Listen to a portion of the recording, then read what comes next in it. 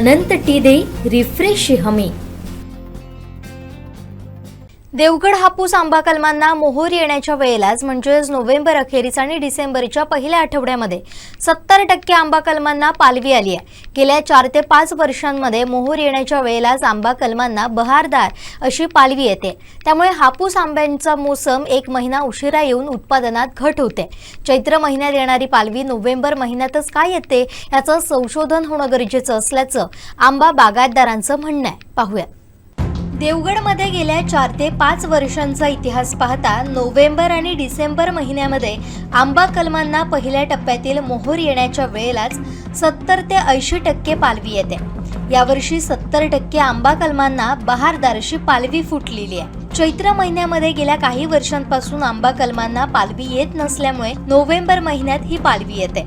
आंबा कलमांना चैत्र महिन्यामध्ये पालवी येण्याचं संतुलन बिघडल्यामुळेच मोहोर येण्याच्या वेळेला पालवी येते। याचा परिणाम आंब्याच्या उत्पादनावर होतोय। आपण आहोत आता आंबा कलम बागेमध्ये।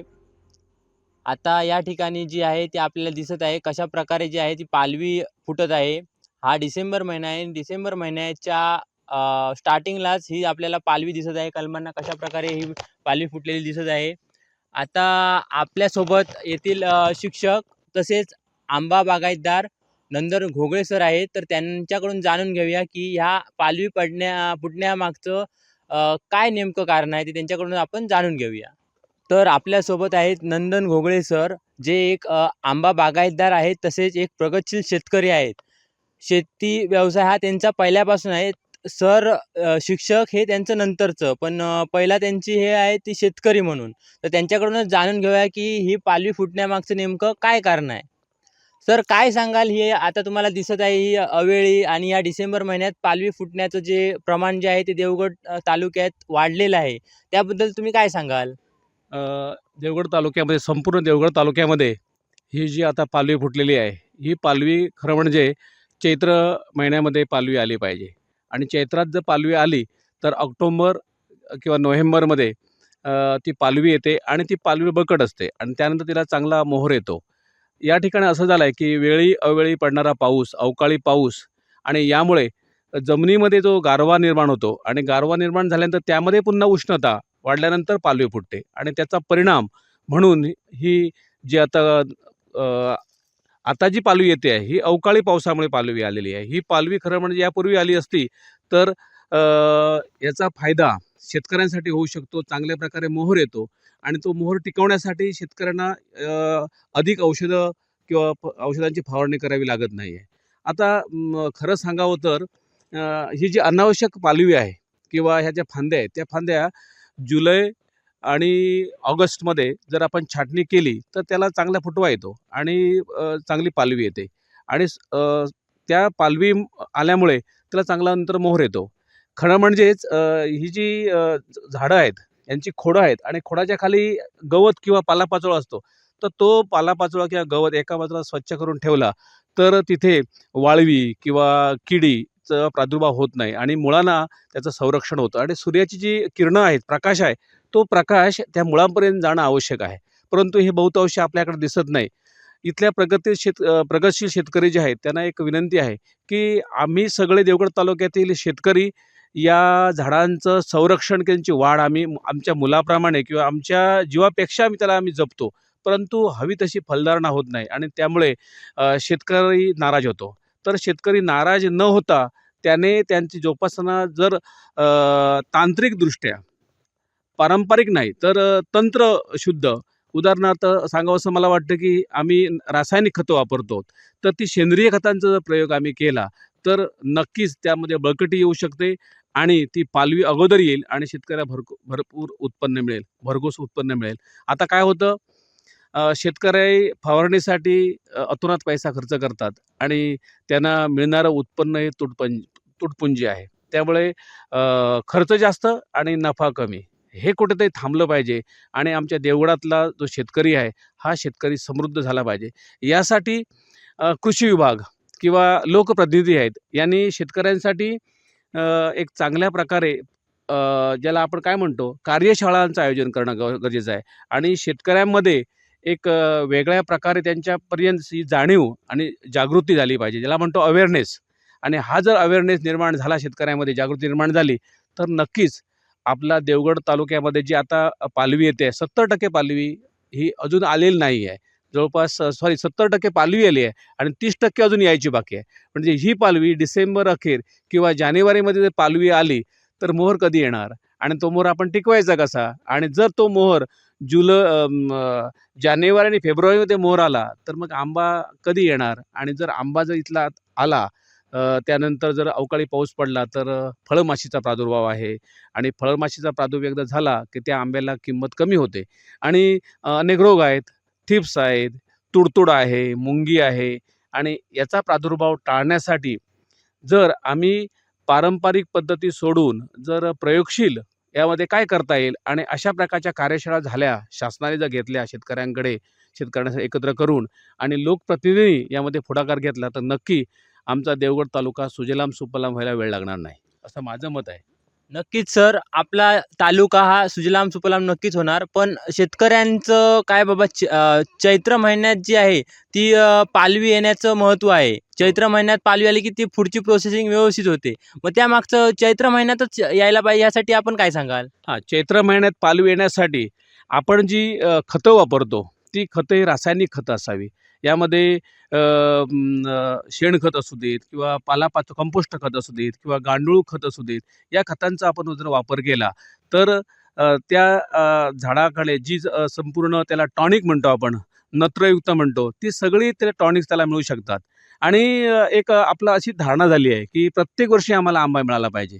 परंतु जर हापूसच्या बाबतीत जर विचार केला, तंत्रशुद्ध विचार केला, तर 1 वर्ष आड करून जर आंबा आला, 1 वर्ष आड करून, तर आम्हाला भरपूर पीक मिळू शकतं आणि हा चैत्रामध्ये जी पालवी येऊ शकते.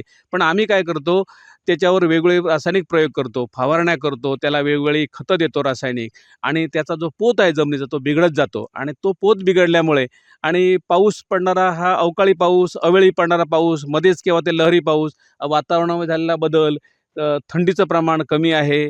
ती जर थंडी याच्यापूर्वी कशी थंडी असायची, चतुर्थी संपली की थंडी सुरू झाली. परंतु अजूनही आपल्याकडे हा डिसेंबर महिना उजाडला. आज जवळपास 7-8 तारीख आहे. उद्या 8 तारीख असेल, अजून थंडीचा पत्ता नाही. जर थंडी नसेल, तर ह्याला पालवी जी आहे तशीच पालवी होणार आणि मोहर येणार नाही. आणि जर पावसाळ्यामध्ये सुद्धा आमच्या शेतकरी इथे जर मोहर पूर्वी यायचा, तेव्हा शेतकरी काय करायचे, तर झाडावर मंडप घालायचे. त्या झाडाच्या खाली धूर किंवा एक वेगळी रासायनिक न करता सेंद्रिय फवारणी करायचे किंवा त्याला आपण काय म्हणू शकतो, तंबाखूचं पाणी, तांदळाचं पाणी कुजवून त्यावर मारायचे आणि त्यामुळे काय व्हायचं, की त्या ह्याला पोषक वातावरण तयार व्हायचं आणि ती सगळी तुडतुड असू देत किंवा मुंगी असू देत, ती मुंगी मरून जायची आणि शेतकरी तो आंबा लवकरात लवकर मार्केटमध्ये पाठवायचे आणि सुरुवातीचा दर त्याचा असा असायचा, की जवळपास 25-30 हजार रुपये पेटीला दर असायचा आणि ते शेतकऱ्याला परवडायचं. परंतु आता हा अवेळी पाऊस, आम्हाला प्रत्येक वर्षी भरघोस पीक मिळावं म्हणून आम्ही त्याला वेगवेगळी कल्ट्रास वापरतो किंवा रासायनिक खतं वापरतो आणि जमिनीचा पोत आम्ही त्याचा बिघडवलेला आहे. आमच्या मुलांप्रमाणेच ती आहेत ना. जर आम्ही जास्त टॉनिक दिलं, तर शेवटी त्याचा परिणाम विपरीत होतो आणि मग आम्हाला या सगळ्या समस्यांना तोंड द्यावं लागतं. ही जर पालवी टिकण्यासाठी आम्ही जर सगळ्यांनी प्रयत्न केले, 1 वर्ष आड करून आंबा आम्हाला मिळाला पाहिजे, तर आम्हाला नक्की भरघोस पीक मिळू शकतं. त्यासाठी आम्ही सगळ्यांनी प्रयत्न केले पाहिजेत.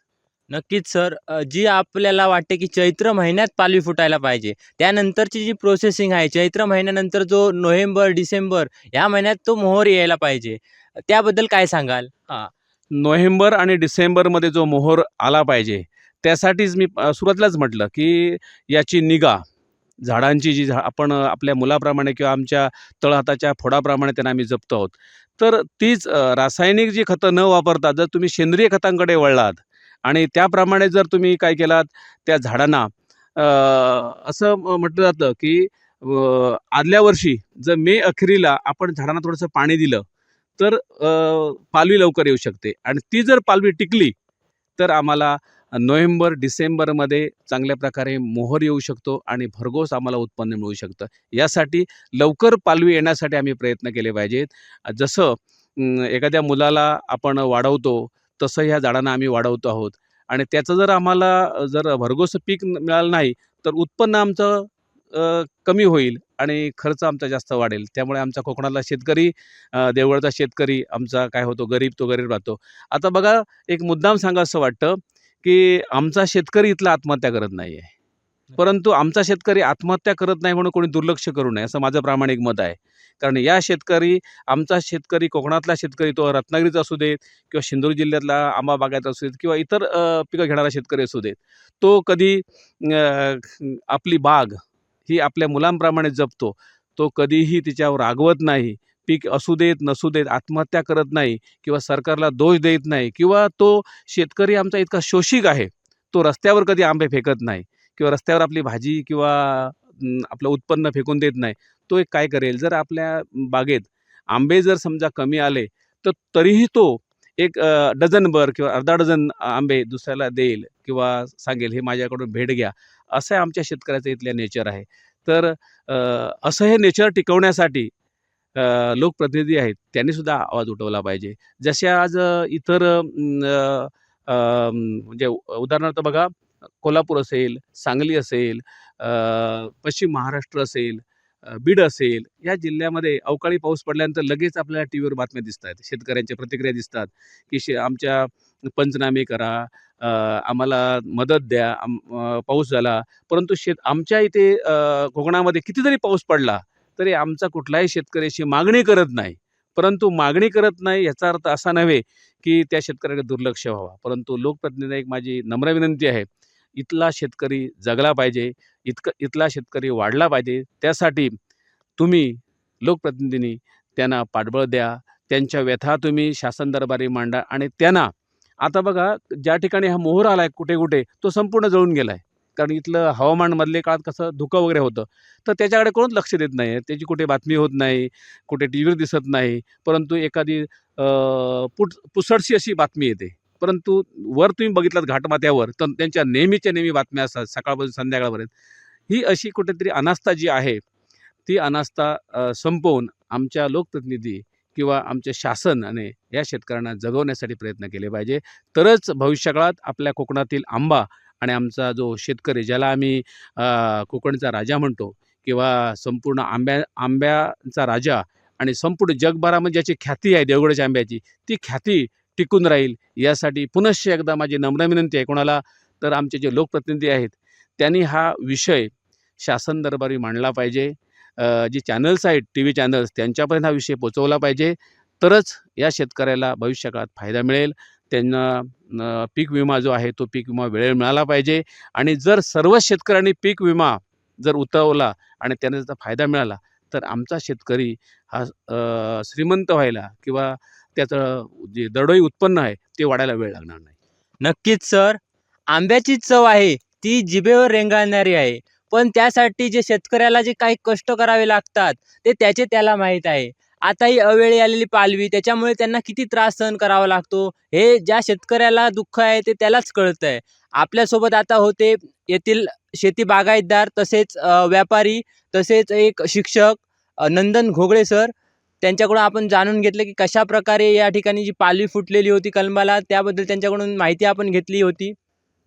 नागेश दुखंडे, कोकण 7 लाईव्ह, देवगड. आमचे दिवसभरातले सर्व अपडेट्स, ताज्या घडामोडी आणि थेट लाईव्ह पाहण्यासाठी सबस्क्राईब करा, लाईक करा कोकणचं नंबर 1 महा चॅनल कोकण 7 लाईव्हचं YouTube चॅनल.